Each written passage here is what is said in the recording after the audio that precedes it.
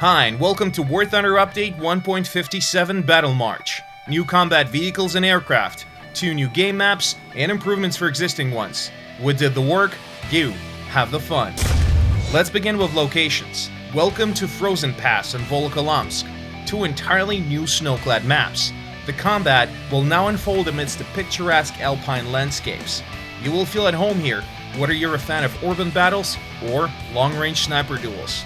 The mostly flat Volokholamsk depicts the typical rural countryside of Russia, dotted with fortifications.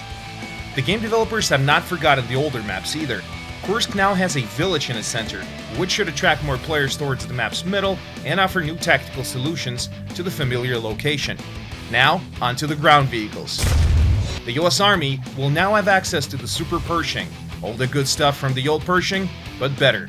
Its 90mm cannon is extremely powerful, while its additional armor plates boost its already considerable toughness to a whole new level.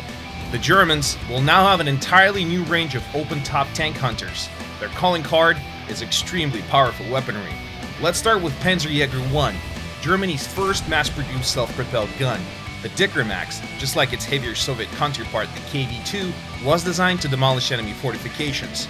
Dicker Max's name in English stands for Fat Max, but its 105mm gun is no laughing matter. Finally, there's the mighty Nashorn, a real professional in the tough business of destroying enemy heavy tanks. Its amazingly powerful weaponry compensates well for the Nashorn's very light armor. Need your armor tougher? The now familiar thick-skinned Tiger II is about to have a new heart of the machine, a more powerful SLA-16 diesel engine, and some extra armor created from track links mounted all over the turret's sides. More mobility, more protection, more options. Up next is the USSR. The original KV-1 was a real nightmare for Germans in the early months of their invasion, but still, the machine suffered from numerous design flaws.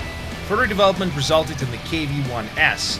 As for the Russian word Skорostnoy, which means fast in English, decreased mass and a new turret were a major improvement over the original model. This is the tank for players who want their vehicle to be the jack of all trades. The T-44-100 with spaced armor and 100mm D-10T cannon, the very same gun that has proven its worth in top-tier combat with the T-54s.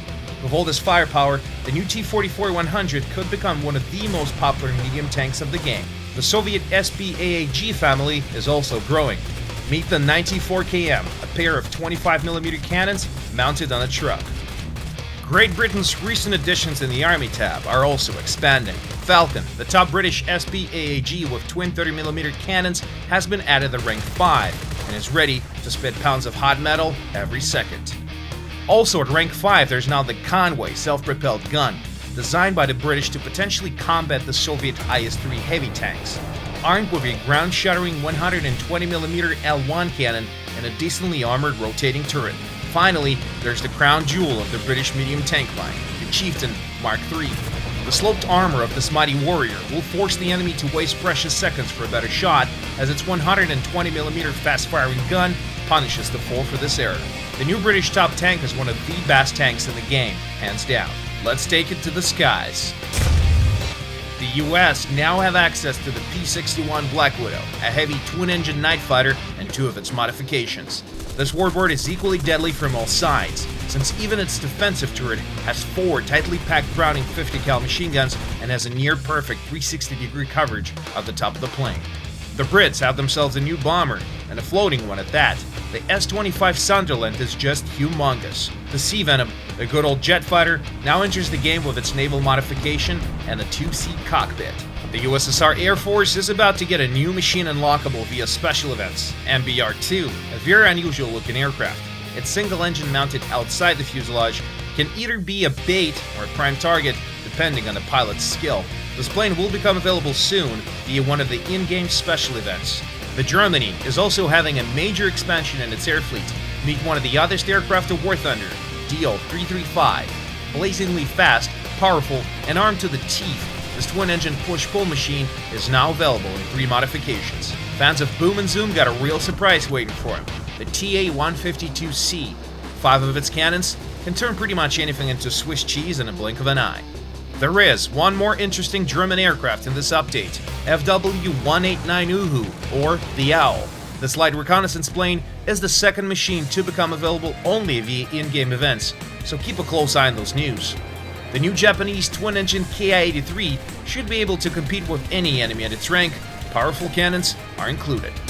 Update 1.57 Battle March is not just about new locations and vehicles. The game mechanics of ground warfare are also getting a major overhaul.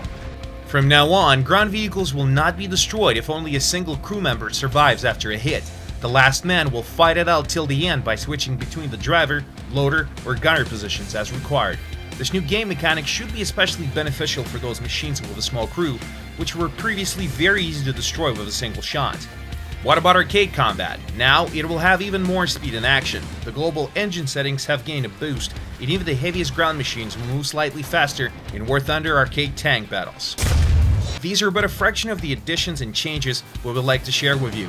Take a look at this new update yourself and see it all with your own eyes. Subscribe to our YouTube channel, follow the news on our official webpage, use the forums, browse and submit works to War Thunder Live, and follow our official page on Facebook.